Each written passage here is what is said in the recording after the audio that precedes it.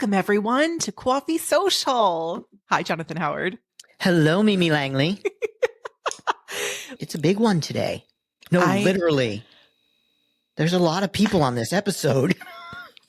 This is more than we've ever done. I don't know if you noticed this, but we have 3 guests in this episode. And in season 1, altogether, we only had 2 guests. So in one episode, we beat season 1's guest count. Yeah. And we have 3 amazing guests today, too. We'll get into that in a second. But Mimi, you did something different this weekend. Okay, well, I'm so stinking excited for this episode. But yeah, let's talk about this. Okay. Yeah. So I just got done dog sitting. Have you ever dog sat before? I have, but I have dogs. So right. Dog sitting is kind of like, hey, I'm going out of town. Can you watch my dog? It's normal for me. You have cats. It's so funny. I have cats, but I don't know if you know this about me. I used to have a doggy bakery. I did not know that about you. Yeah. Well, I used to sell at farmers markets and on Etsy. Oh. And I had a dog. I had a Boston Terrier. Aww. But it's been a long time since I've had a dog and had it have that responsibility. And let me tell you guys, there's so much that goes into being a dog owner. They're not like cats. Cats, it's they're very independent and they like to cuddle. So my cats like to cuddle, but they're not all up on me all the time. You know what I mean? And it's different. With the dog, you got to take them out. You got to cuddle them. You got to give them treats, all the things. Yep. You got to make sure that you're their best friend. And yeah, no, mine will push screens away from my face. If I'm working on my iPad, they will push that out of my face and they lay next to me. It's hello, look at me. Look at me. I'm here. What the hell's wrong with you? But now, and first of all, I love the dog. I agreed. I was like, oh my gosh, yes. I was so excited. And it was a great time. We only had a weekend together, but the dog is gone now. And so it feels almost like your little kiddo has gone off to school. Do you know what I mean? Yep. Yeah. Now I'm like, I can breathe. I can breathe now. It's all good. Oh my goodness. Well, Jonathan, real quick, do you want to do a quick intro of who you are, just in case this is someone's first time here at Coffee Social, and then I'll go? Okay. My name is Jonathan Howard. Over to you, Mimi. Oh my goodness. You would love our intro to be that, wouldn't you? I know you would. Take a deep breath, relax, roll the shoulders out. My name is Jonathan Howard. I'm the owner of Success on Social, and I help successful female coaches reach their ideal clients on social media through developing their signature style, sharing their story, and reaching their ideal clients. And over to you, Mimi. Thank you. Well, hi, everyone. I'm Mimi Langley. I teach women in business how to host rooms, how to moderate on social audio. That includes LinkedIn audio, Clubhouse, Chatter, X Spaces, all of them to grow your business from the ground up. Jonathan. This wasn't the speed round. We are doing a full episode today. I know. Mimi, who do we have today as guests before they come in? Come on, we got to do it quick before they show up. You guys, okay, so we have Marc Ronick, who is all about the podcasting world. He's going to bring a ton of advice. I already know. Who else do we have, Jonathan? We have Erica Reitman, who is my business coach, and a business coach for people who want to be a category of one business. And she has fantastic fashion style. Yeah, she does. She's very unique. And then we have Monica Monfre, who's all about human design. So I'm really excited too about Monica because I know we both know her from Clubhouse. So absolutely, it's really cool to see her evolve. Yeah. Yep. And I see. Do you see what's coming in? Oh, they're here. Yeah, hordes of them. Okay, well, we better 3 go. whole people coming into our studio. Are you guys ready? We're about to start the round table for entrepreneurs. Let's go. The entrepreneurial round table. Let's go. It's Coffee Social, the podcast all about social media and business. And now, here are your hosts, Jonathan Howard and Mimi Langley. Welcome to Coffee Social. You want to cheers? Well, Everybody cheers. Grab your cups. Cheers. Welcome, welcome, welcome. I have my Taylor Swift mug. Here we go. You're pretending to be a Swiftie. Yep. Is everyone drinking coffee? I am. Or do we have any tea drinkers? Okay. I love Mimi. You know what? Getting to know you a little bit like I have it. Even though I know you're from New York, even though I have family from New York, it's funny every time I hear you say some of the key New York words like talk. I don't know. True. It catches me off guard because I don't notice the accent any other time but when you say some of those words. like talk. And it never leaves me, Mark.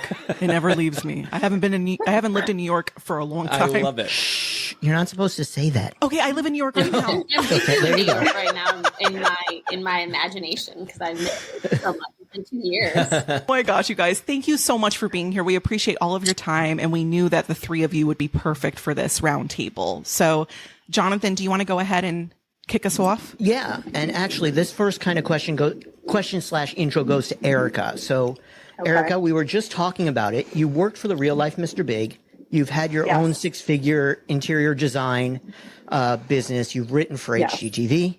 You've opened the Icon Agency, and you're and yes, all of these things. And you're a coach for those of us who want to be at Category 1, like me.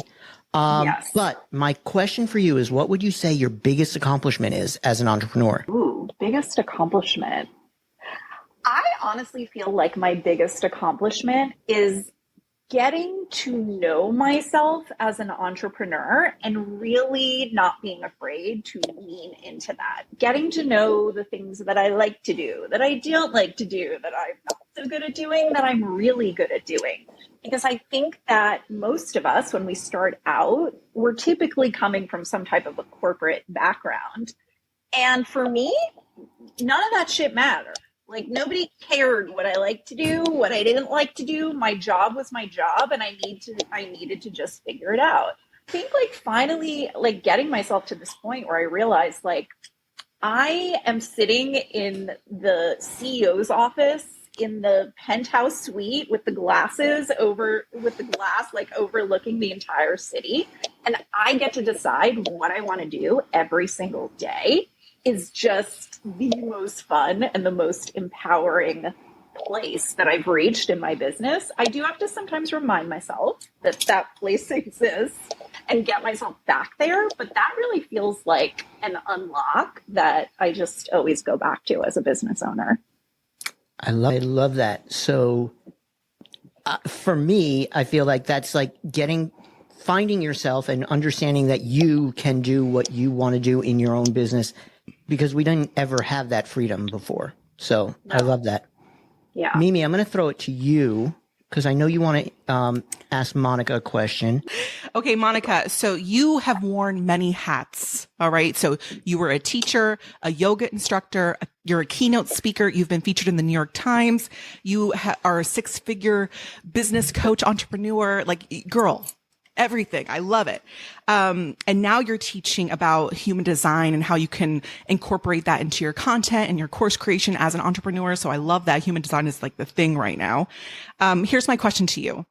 Well, obviously you've perfected like the power of the pivot, right? You've done multiple things. So what would you say to an entrepreneur, you know, that's thinking about pivoting, and how did you know that that was the right move to make?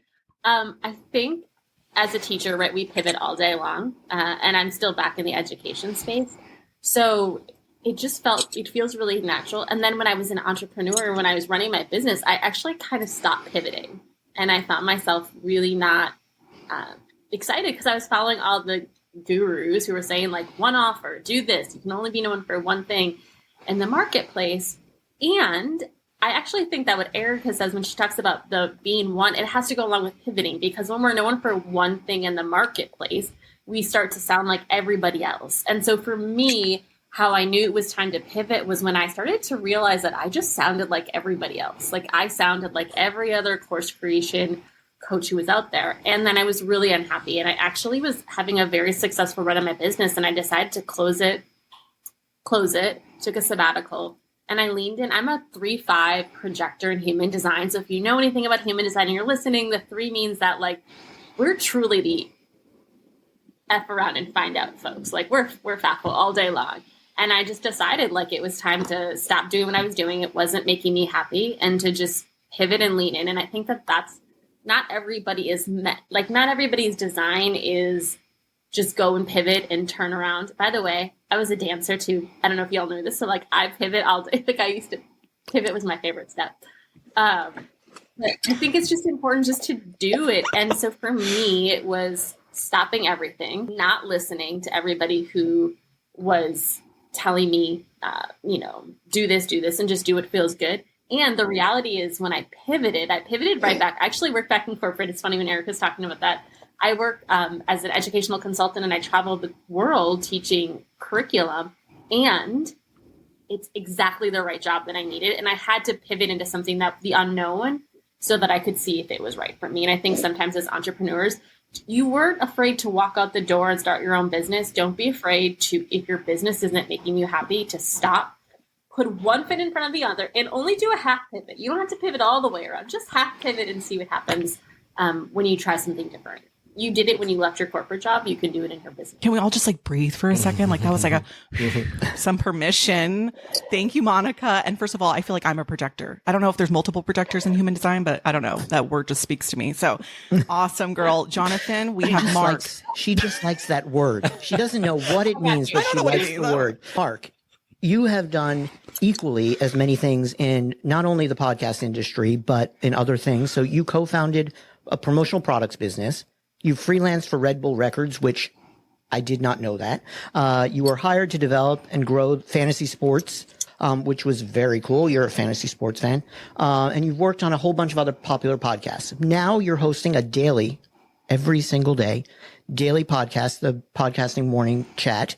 And you hosted your very first podcasting conference.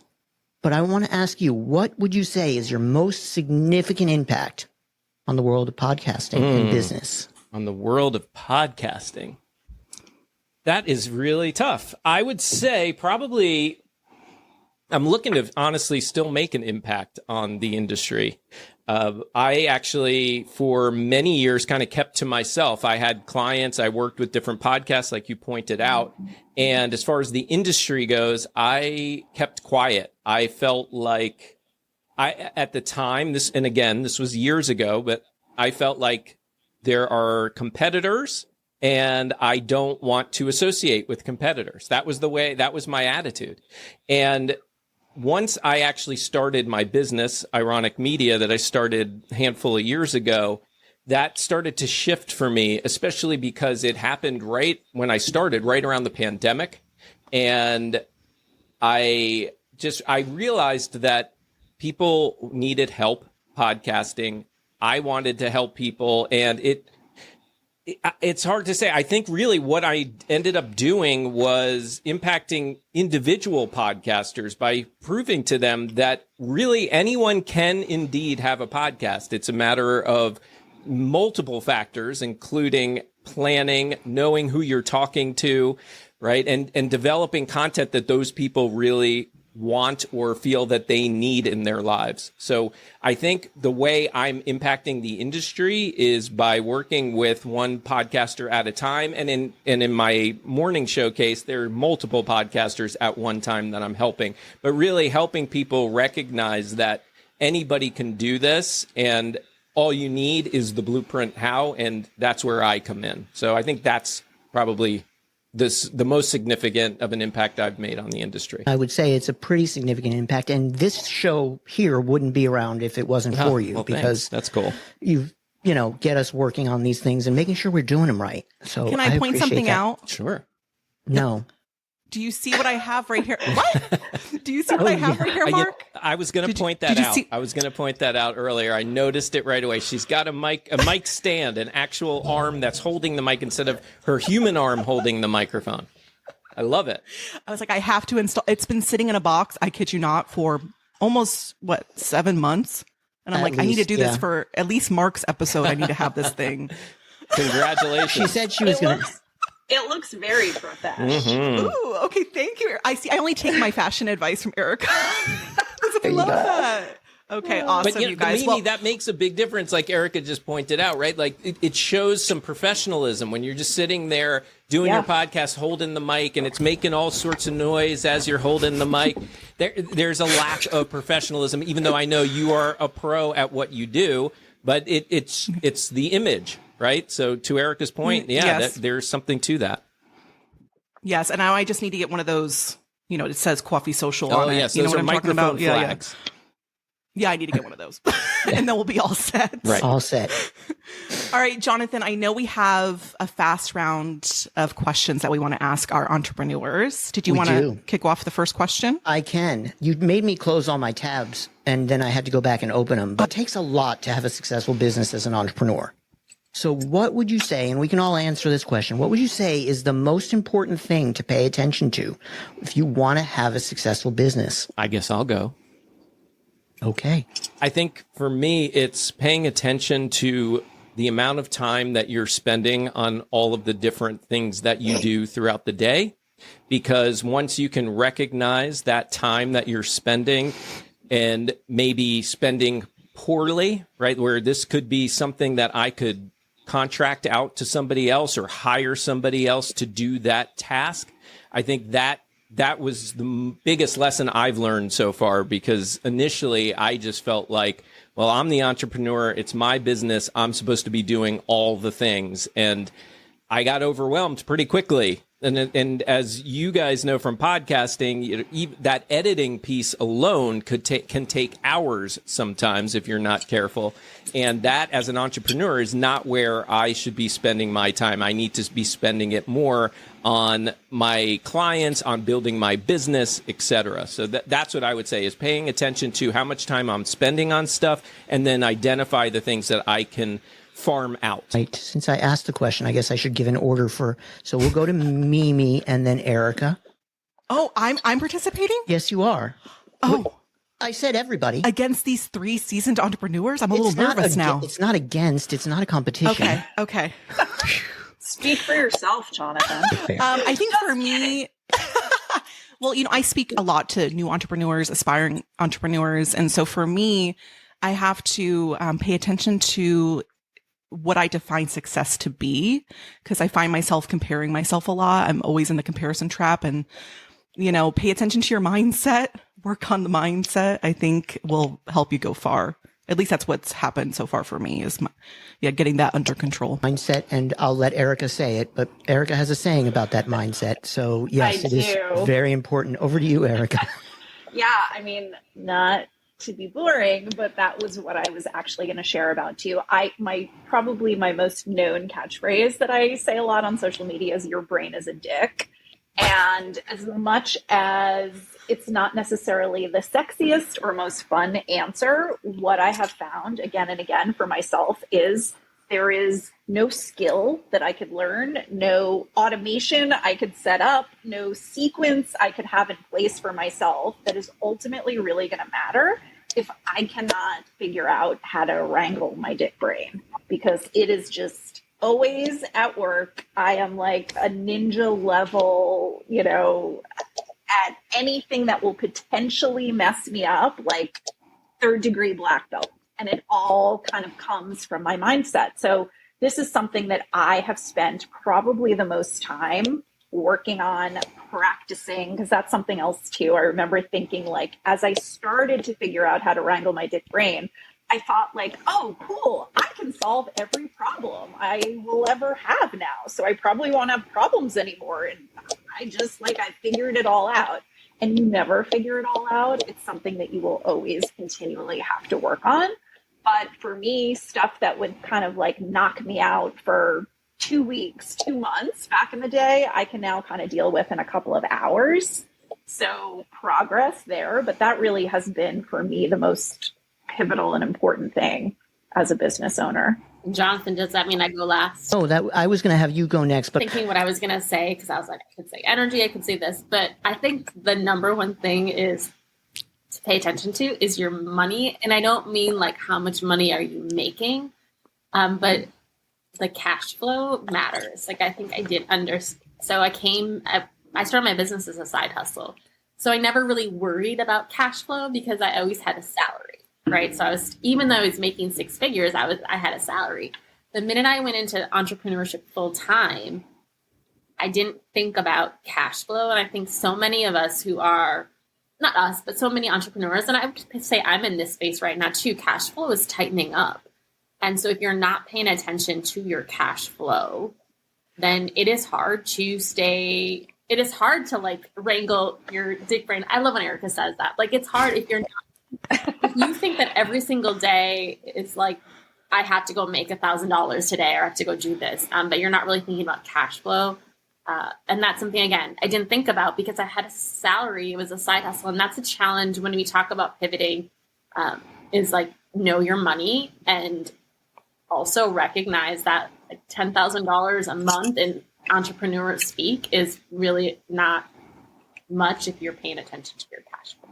It's not the most fun thing in the world. And again, I don't talk about how much money do you make, but what's the in and out of your life and how does your business play into that? And I think that's really important because you have to have it balanced in order for it to work, period. You got to have money coming in if you have money going out.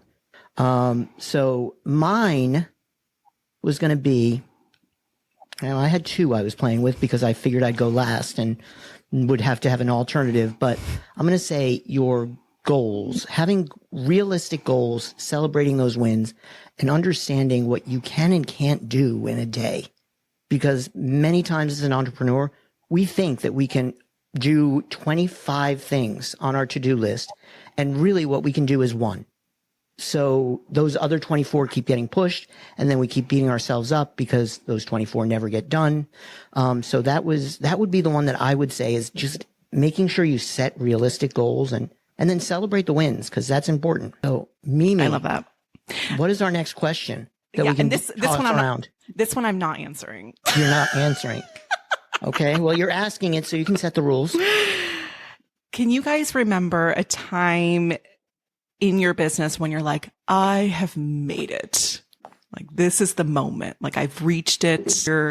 When was it? Can you describe that feeling? If you remember, I mean, I'm assuming you would because it was like the moment, but I'm sure there was multiple moments like that. But yeah, Marc, I heard you. I believe there's ever that moment. I mean, there are moments that I can be proud of. If I were to have to pick one, I would probably pick that conference that Jonathan brought up that we did at the end of June, which started really from a community of what was probably a handful of people. A couple years later, turned into a full-fledged podcasting conference in another state. Yeah, I think to me, that was one of those moments where I looked around and said, wow, I made it, because I look at the first year in business and feeling very alone. I referenced earlier how I used to kind of just keep to myself, feeling very alone. And then to your point, Mimi, playing the comparison game for the next few years, finding lots of people doing what I do and doing it really well and wondering, am I ever going to be at that level? Can I do that? And then boom, here we are this past June, and I have 150 people at this conference that really all stemmed from an idea that I had. And I think I remember walking around, looking around saying, wow, this is what I was aspiring to, even though I didn't even know yet in my first year. This is what I was hoping to do, is create community and make an impact on that community. And then there I was. So that would be it for me, the Empowered Podcasting Conference. Love that. Anybody else? I've been thinking about that. Anybody else? Have you thought you've made it yet? No. I've made it. I will say that. No. It's so funny. So projectors are like way of success. It's like our thing. But I often like to think of that as recognition. So I used to think that it was like the number one, but really it's about recognition. So I think there's two times. One of them was when I used to be a member of a community that Rachel Rodgers founded, and I couldn't make the calls because they were during the day. And I opened up, I was teaching, and I think wasn't even teaching. I had to go get my COVID vaccination. I lived in New York City at the time. And I was walking back from getting my first COVID vaccination, and my friend's like, oh my God, Rachel shouted you out in her like state of the business. And I felt like, oh, that was like really cool. Because here I was, was not very far in my business, but I was a high school teacher. And so to be recognized was really cool. The last time I was joking, I said, just watch, someday I'm going to walk into one of these teacher trainings and somebody's going to be like, hey, you're Monica from like Instagram. And I swear to you, I was 6:00 in the morning getting your favorite thing, Starbucks coffee. And this woman is like looking at me, and I was like, this is odd. And I like say my name, Starbucks, you say your name. And I said, they're like, what's your name? I was like, Monica. And this lady next to me, she goes, are you Monica from Instagram? I said, well, that depends. And it was somebody that from that same community. She was actually a fellow entrepreneur. So that was kind of a moment when I felt like not having made it for like being successful in that way, but like just how far reaching because of social media we are. And that's what success has felt like for me in entrepreneurship. Did you give her your autograph? That's my question. Now, Mimi, now you're dating yourself because no one does autographs anymore. It's all about taking selfies. I have a Sharpie in my purse. I'm ready to go. If anyone needs my... Yep, that's what they do, Mimi. A little bit behind. All right. Anybody else? I know I have a couple, actually, maybe. But go ahead, Erica.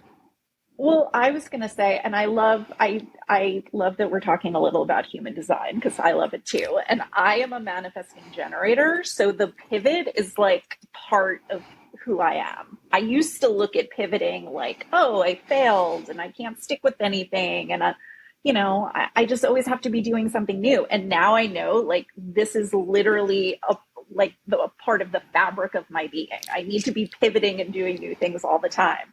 But I think for me, it was when I got recruited by HGTV, who had discovered my interior design blog, that I just kind of started because I was bored and I wanted to do something fun. And that really, for me, was such an example and like a slap in the face that I had not been dreaming big enough for myself. I think that experience like opened my eyes to the fact that I can do anything. I can do whatever I want. I mean, I was an interior designer. I had no training, did not study it in school, had never even worked at an interior design firm. And so as you can imagine, it felt like a crazy idea that anyone would actually want to pay me for this thing that I seemingly knew nothing about. But that wasn't the case. And it actually led to this whole period of my life that was so much fun and so inspiring, and was really that like first chunk of time that proved to me that I can do the crazy thing. I can try, the thing that makes sense to nobody else but me, because it's what I want to do and how I want to show up in the world. And I'm just so grateful for it because I think about it constantly. And that has led to so many more exciting things that I really am forever grateful. I don't think you could top that, Jonathan. I can't top that. She was on HGTV. Okay, that's your favorite. That's your favorite network. It's like the only network I watch on TV. So true I'm story busy with work. So no, for me, since Mimi's not answering this question, I would say I had two really big ones. One was, and this was my past life, when we opened the Barnes & Noble at Catholic University, which I still can't believe they hired me to run that store. But it was a $10 million store. We built it from the ground up, and opening that store was like, okay, this is real. And then all of a sudden I was running a $10 million store and I was like, oh crap, how do I do this? You were a rock star. Most people don't know Jonathan and I worked at the university at the same time, and he was a rock star. We didn't know each other at all. Yeah, we didn't know each other, but yeah, apparently people talked about me. I don't know. So it was very, very cool, cutting the ribbon and all that stuff. It was like, oh, okay, that's kind of awesome. And then secondly, kind of like Monica said, when we were at the podcast movement, when multiple people recognized me, now they recognize me because of the hat, but multiple people recognize me. So I'm going to go with that. Well, I appreciated that. Jonathan, that was a win. I mean, that speaks to you and your branding, right? I mean, that's your message, right? That's what people remember you by. And so I embrace that. And I absolutely agree with you that's it. That's your thing. So yeah, let's just celebrate that. Yeah. Yeah. No, it was like, oh, I am doing the right thing. I do know what I'm talking about, and people actually know who I am. Yeah. So it was that was a big win. So we've talked about this already, but a little bit more about mindset and how it's impacted your business and what you would say to other entrepreneurs if they were struggling with mindset issues, which I think even if they don't recognize it, they probably are in some way. But we can go. Let's just go Mimi, Erica, Marc, and Monica. Yes, Mimi, you're first. I'm still struggling right now. No. Yeah, we talked about this earlier, but I think it's important to dedicate a section of this to this, because a lot of people kind of skip this part, and this is a very big part of being an entrepreneur. I think for me, it's important to have like your go-to person or people that will lift you up when you can't lift yourself up.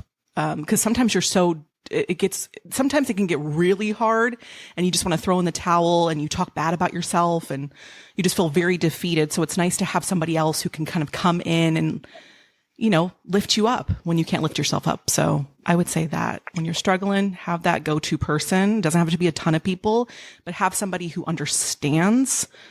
If you can find an entrepreneur friend, I always say, if you don't know anyone in real life, go on social audio, use Clubhouse, use LinkedIn Audio, Chatter, all of them, X Spaces, and you can find someone virtually and talk with them. Jonathan, find a coach. Find a coach. Well, I can't speak on that because business bestie, yeah. So. Yeah. I would say so. A couple of things. Number one, this is something that I don't care who you are, how successful you are in your business, how much money is in your bank account. If you tell me that you never struggle with mindset stuff, I know that you're lying. Like, yes, you can get better at it. Yes, there are lots of tools you can use, but it's something that we all struggle with. For someone like me, like, a neurotic New York Jew, I will say that there is this level of mindset drama where I often will get mad at myself for having the same issue again. So it's not even that I'm having dealing with mindset stuff. I get angry at myself for having the same thoughts again. We already covered this. I already got through it. Why are you doing this again?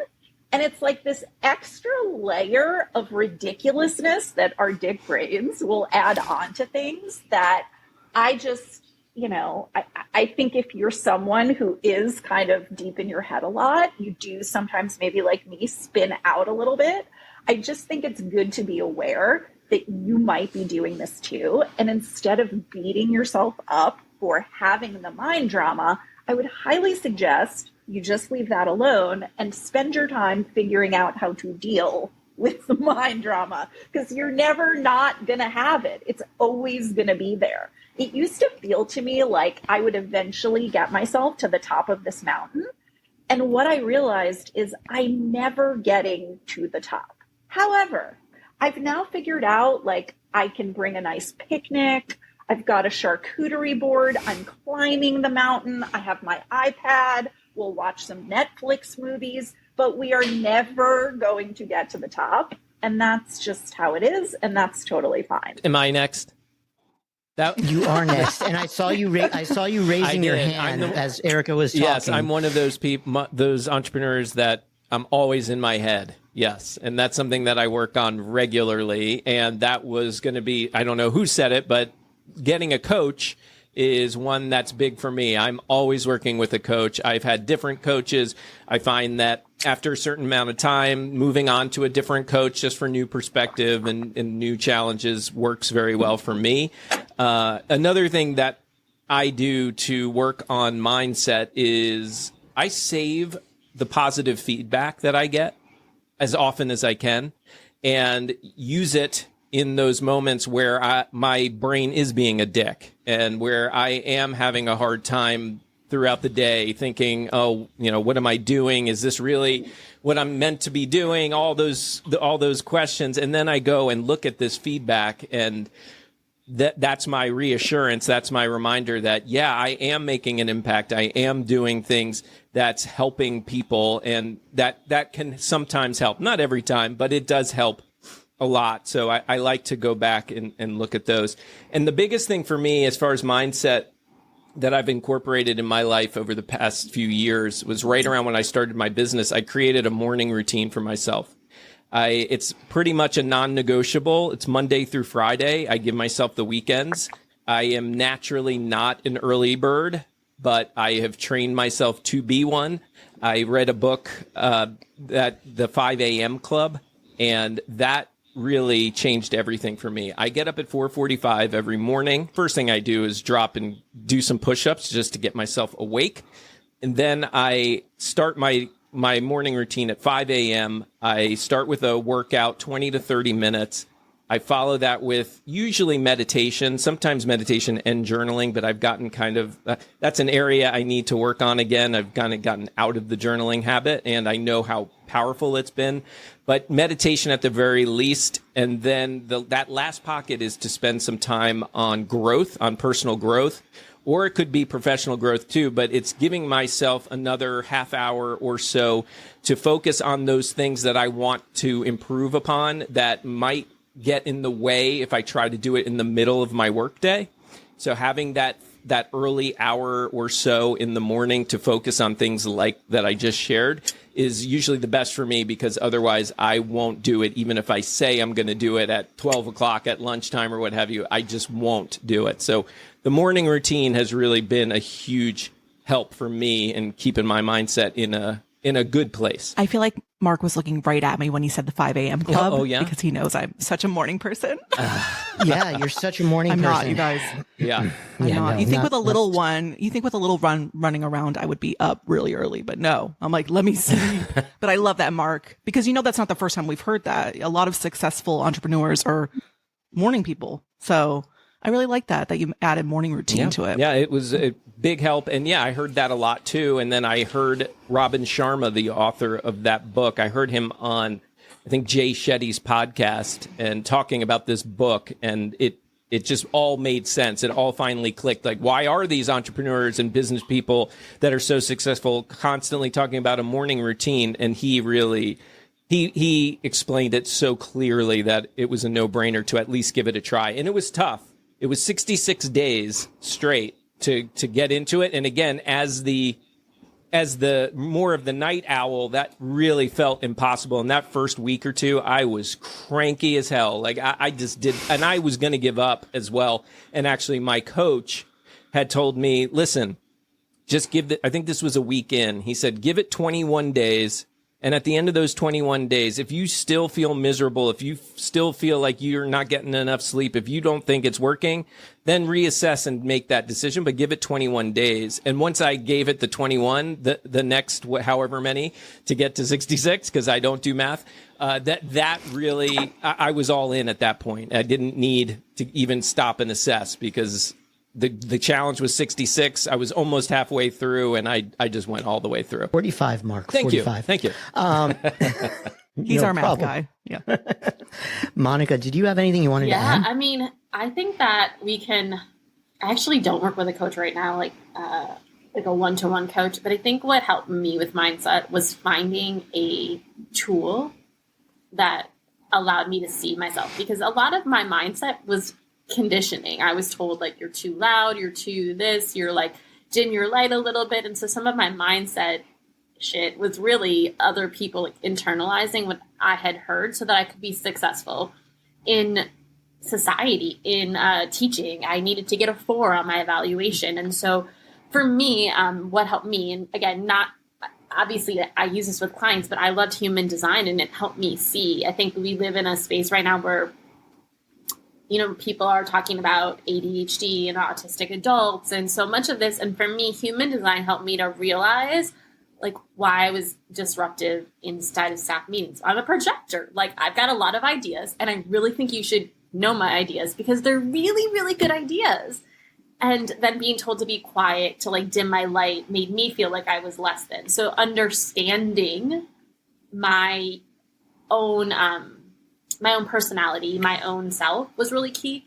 And then instead of trying to get better at, like, being quiet in staff meetings, it was just realizing that here's what I'm really good at. How can I put myself in more situations where I get to do that? And so I have to say, like, I know that we're all entrepreneurs here, but I actually, going back into a full-time job that feeds my projector self, has allowed my mindset to be stronger. And so I think part of that too is not saying that you should go get a job like I did, but know what lights you up and do more of that. So for me, traveling and talking in front of large groups of people lights me up. So I do more of that. So honestly, Marc, I wish I could get up early. If waking up early helps light you up, do more of that. If working out, do more of that. Do whatever more, because the more of what you love to do I think that's a key part of a positive mindset as well. Love that, Monica. And excuse me, still some of the things that I always tell people is to make sure that you're doing more of what's working and less of what isn't. It's going to make it a much happier place to be in. So for me, I would say in the last 2 years, I've been doing a lot of mindset work. I needed a lot of mindset work done. I'd been through a lot and just kind of pushed it down and let it happen. And, so I had some work that needed to be done in the last 2 years. I have. But what has actually made my mindset much stronger is challenging myself every day to do something new. Every single day, I challenge myself to do something new, something different. Of course, I journal. Of course, I think about things. Of course, I have to get on my dick brain for being a dick. But trying something new gives me new wins. It gives me new opportunities, and it gives me just a different perspective on things. So that has been one of the biggest things for me that's helped. But again, we're all different. So, and I have a lot of questions for all of that. John. You have a lot of questions for me? Yeah, after this, behind the scenes. Oh, okay. Trying something new. I'm just kidding. No, I love that. That was really good. We're so close. I didn't even know that that's something that you do. So I think that's really awesome, honestly. Okay, yes, we are wrapping it up shortly, but first we have our last fast round question. This is one where, we kind of just want you to think back to when you, if you can, think back to when you first started your entrepreneurial journey. Too long ago. Would be, what is a piece of advice you would give to yourself, to Erica and Marc and Monica back in the day, right? I think for me, and this is, sure, it's business related, but it's also really life related, is I have come to a place, I feel like I'm older than you guys, and maybe this is something that comes with age, but I've come to a place where I've just decided to let people be who they are, including myself. And so we sometimes find ourselves in situations, it could be in business, it could be with relationships, it could be with friends, where we are interacting with people, they're doing things a certain way, and we want it to be different. We wish it was different. We might even request that it be different with them. And as much as I believe that people can change if they want to, and they want to put in the time and the effort, for me, I have just enjoyed my life and have found so much more peace by allowing people to be who they are. So an example of this would be, I 4 or 5 years ago had a client who I just knew no matter what we had planned in terms of our meeting, no matter what the date was, no matter what the time was, she was going to cancel it. It just wasn't going to happen. And it was so frustrating to me because I don't ever do things like that. And I eventually reached this point where I was like, your choice is either don't work with this person anymore, or just assume that every single time there's a meeting on the calendar, it's going to get canceled. Expect that to happen, because that is what has happened before. And either you're okay with it or you're not. I'm not going to keep sending, pieces of my contract or the agreement that we made about cancellations and things like that. I finally just said, I'm going to let her be who she is. And things just worked out as they did. So this is something that I remind myself a lot. I do often think of this in business, but I also think this is one that works really well in life too. It's a hard one for me, Erica. Still working on it. It is for most of us. Yes, I know. I'm like, why can't you? That's with me and Jonathan. Why? Just kidding. No, you do this to me all the time. And I'm like, because I don't want to. And that's kind of how I am. And that's something that I learned with age. One, you just don't do the things you don't want to do. And you do the things that you're really good at. Lean into the things you're really good at and enjoy doing. Because the things that you don't want to do, you're never going to get them done. That's why, Mimi. That's why I am the way I am. I love you. I think something Mimi that was. I saw Marc. Oh, go ahead, Monica. I was just going to say something that kind of builds off of what Erica said too, is accepting that I'm always going to be ahead of the curve. I think that's been a really, again, part of my design is being ahead. And I've been doing things that people now are popular for doing. I was doing it 2-3 years ago. And I sometimes would be really upset and hold grudges about that. And I think it's just better to say to younger Monica and say to anybody, like, you're ahead of the curve. And also there's no new ideas. And so I was ahead of I teach a lot about Eventbrite. I was using Eventbrite and Meetup and all of these things like ages ago. I was like doing lots of these things ages ago. And then people would tell me, oh, don't do that. It's like not worth it. And you'll hear that a lot in the entrepreneurship land, right? Like this works, this doesn't work. And I think I would just say to Monica, like, be ahead of the game, be ahead of the curve, and like just keep on being ahead of the curve. It's lonely sometimes there, but the people who are ahead of the curve, like, they're the happiest folks. The people who are looking behind their shoulder, they're the ones who aren't happy in life. So I would say be ahead of the curve, be okay with it. I like that, Monica. And I feel like my answer kind of blends, because for me, it's kind of a twofold thing. One is to stop comparing myself to others and instead learn from them, right? Like if there's somebody who's caught your eye and you are feeling that comparison thing coming on, stop, take a breath, and then ask yourself, what is it? What's triggering me about this person or their content? What is that? Because oftentimes what I have come to learn is there's some envy there. Like I want to do something like that, right? It's not that I want to necessarily do the exact thing that they're doing, but there's something that they've done that has stopped me in my tracks and made me say, that's a really good idea. And instead of being mad at them for it, learn from them, right? And really the comparison, I would tell myself the only comparison to focus on is between me and myself. Look at my past self and my progress and see how far I've come. If I'm not making a lot of progress, I might be a little annoyed at that. And it gives me a chance to pivot or readjust, find that way to get to where I do want to be. So I like to do my best. It's still a work in progress. I like to stop and look at, year one of my business compared to this year or last year. Have I come far? Have I made those strides? Have I hit those goals that I set for myself each year?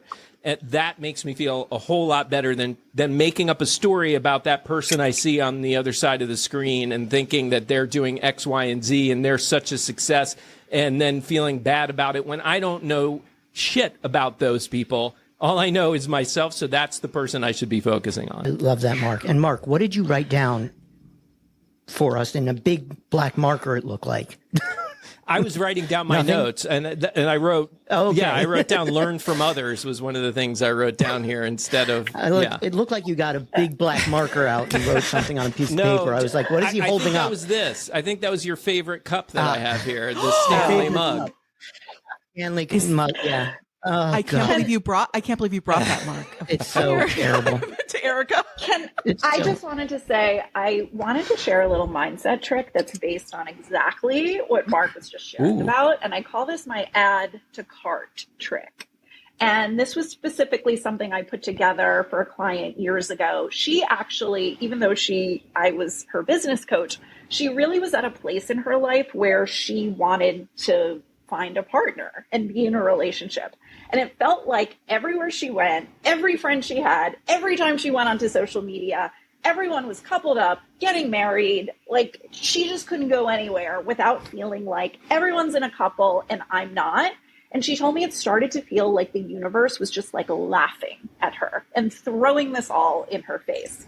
So I have this trick, I call it add to cart. And the way I like to reframe this is when you are feeling a little bit of that imposter syndrome, or you are seeing somebody who has the things that you really wish you had in your life or in your business, it's the universe showing you proof that this thing is out there, it's available to you, and it's on its way to you. And so we reframed things for her so that every time she saw a friend who was getting married and she got an invitation, she just would say in her head, add to cart.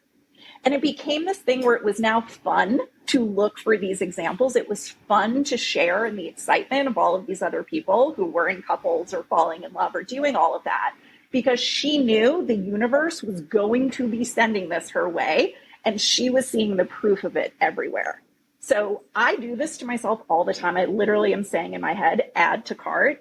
And I think of it kind of like we think of Amazon packages. Like, I don't fully understand what sort of things are involved in getting me a rando thing that I order on Amazon 24 hours later to my door in Hudson, New York. But I know it's going to get there, and I don't need the details. I believe fully it's going to come to me. So this is kind of what I do with the add to cart stuff. That's awesome. I love that. And I want to, yeah, it's so good. But I want to point something out as we kind of wrap up this episode. All of the things that we talked about, how to be successful, you know, all of it came back to mindset. And I think it's something that's really important to note is it always seems to come back to mindset. So figuring out how you can get your head on straight is really important if you want to be successful in business, because everything we said came back to that. So, and to understand that it's going to continue. Right. Like I don't remember who said it, but earlier we talked about that, you know, look, there are layers, right? So we work through whatever it is that we've worked through and we feel like, we're there, we did it. But now there's another layer. Yeah. There's a new challenge. There's more complicated things to have to learn and go through. And I think we have to learn to accept that instead of getting frustrated and banging our heads against the wall. I thought I fixed that. Why am I here again? It's just as we grow, there are new challenges, and that can really our dick minds can really play tricks on us. So I'm going to literally print out an add to cart button and put it up on my monitor here. So every time I get that, I'm just going to press it on my monitor. Well, and something so key. I love that. Success in business, and I would just say that like everybody's level of success is different, and I think for too often we heard like 10K months is success or 6 figures is success. And I just want to remind everyone here, like success for me in business has been going back to a role that lights me up so that I can continue to show up for my clients. And so that feels successful. And so success, there's a denotative meaning of success and a connotative. I taught high school literature. So figure out what your connotative meaning of success is and go for the connotative meaning of success for you, not the denotative meaning of success. According to what? Yeah, Jonathan, make sure you put those words in the show notes, yeah, I'll define those for Mimi. The other thing is just remembering that everybody's on their own journey and it doesn't look the same.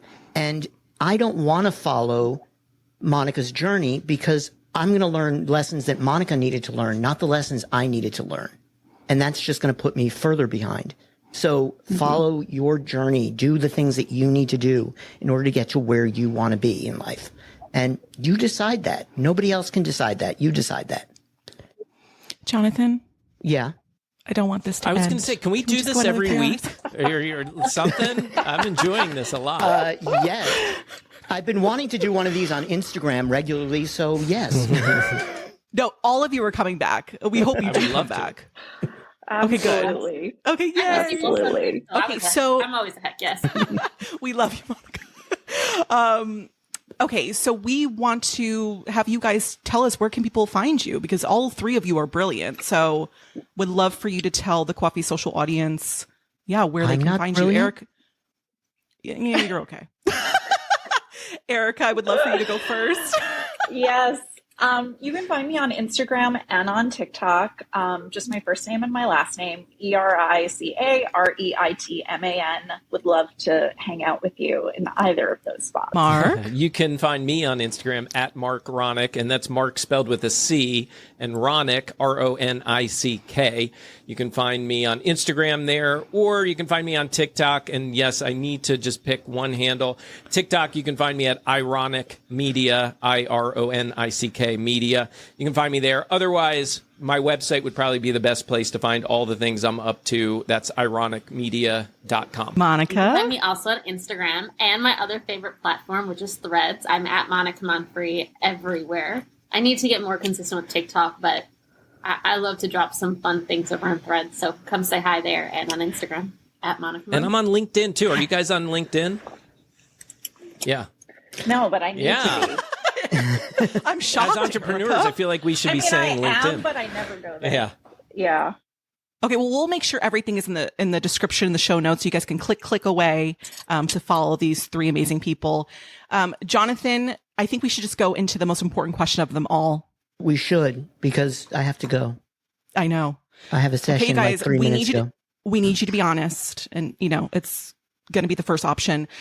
Are you team Mimi or Team Jonathan?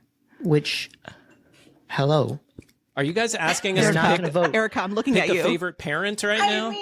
I mean, I know he's your client, but Erica. Parent. Yeah. You lose that one. To this question, but I gotta go with Jonathan. Oh. Sorry, Mimi.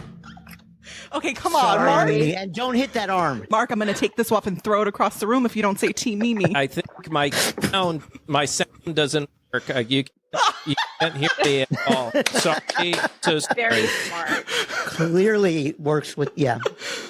Okay, Monica, come on, girl. Jomi? Monica and I used to run like reels rooms on Clubhouse, and we were way ahead of the game. We were. Jomi? What'd you say? Jomi. She's Team Jomi. Oh, okay. We'll accept that. No, seriously, thank you, all three of you. We appreciate you so much. Jonathan, any last words before we close it out? No, thank you guys all for being here and lending your perspective to this roundtable. If it all comes out great, which I think it will, we're going to be live launching it. So this will be the one that we live launch. So look for details on that. And yeah. Yay. All right. Well, thank you everyone for us. listening, and we'll do one last cheers. Thank you Yes, everyone for cheers. watching and listening. Cheers. cheers. Thank you guys. Yeah.